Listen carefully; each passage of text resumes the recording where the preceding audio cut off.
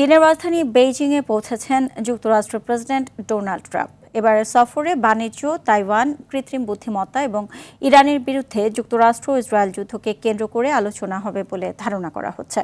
যদিও বেইজিং সফরে বের হওয়ার আগে ইরানকে মোকাবেলায় চীনের সহায়তার প্রয়োজন নেই বলে মন্তব্য করেছেন ট্রাম্প। বিস্তারিত জানাচ্ছেন আব্দুল মালেক। 2017 সালে নিজের প্রথম মেয়াদে ক্ষমতায় আসার পর প্রথম চীন সফর করেছিলেন মার্কিন প্রেসিডেন্ট ডোনাল্ড ট্রাম্প। এবারে বৈশ্বিক উত্তেজনার মাঝে নিজের দ্বিতীয় মেয়াদে চীনে আবারও সফর করছেন ডোনাল্ড ট্রাম্প। এর মধ্যে জো বাইডেন ক্ষমতায় থাকাকালীনও যাননি তিনি। স্থানীয় সময় মঙ্গলবার ট্রাম্প পৌঁছানোয় আবারও 9 বছর পর বৈঠক হতে যাচ্ছে বিশ্বের বৃহত্তম দুই অর্থনীতির। এয়ারফোর্স ওয়ানে ওঠার আগে সাংবাদিকদের সঙ্গে সংক্ষিপ্ত আলাপে ট্রাম্প বলেন, হরমুজ সংকট ও বৈশ্বিক তেলের বাজার নিয়ে শি জিনপিং এর সঙ্গে দীর্ঘ আলোচনা হবে তার। তবে ইরান পরিস্থিতি মোকাবেলায় চীনের সহায়তার প্রয়োজন নেই যুক্তরাষ্ট্রের। ট্রাম্প বলেন, যে কোনো উপায়ে ইরানের বিরুদ্ধে জয় নিশ্চিত করবে ওয়াশিংটন।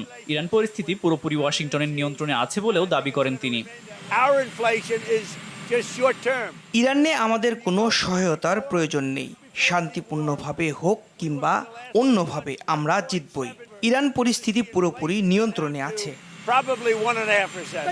এদিকে যুদ্ধ চাপিয়ে দিয়ে এখন ইরানের উপর দায় দিচ্ছে যুক্তরাষ্ট্র ও ইসরায়েল, এমন মন্তব্য করেছে ইরানের পররাষ্ট্র মন্ত্রণালয়ের মুখপাত্র ইসমাইল বাঘাই। তার অভিযোগ, আগ্রাসনের পক্ষে যুক্তি দাঁড় করাতেই মিথ্যা তথ্য ছড়াচ্ছে দেশ দুটি। বার্তা সংস্থা রয়টার্স বুধবার এক প্রতিবেদনে জানিয়েছে, ইসরায়েল ও যুক্তরাষ্ট্র ইরানের যুদ্ধ শুরুর পর দেশটিতে গোপন হামলা চালিয়েছিল সৌদি আরব।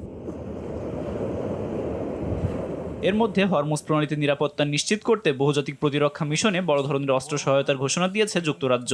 হরমুজ বিষয়ে জাতিসংঘের নিরাপত্তা পরিষদের খসড়া প্রস্তাবেও সম্মত হয়েছে 112টি রাষ্ট্র। The Security Council is called to order. Abdul Malek, RTV।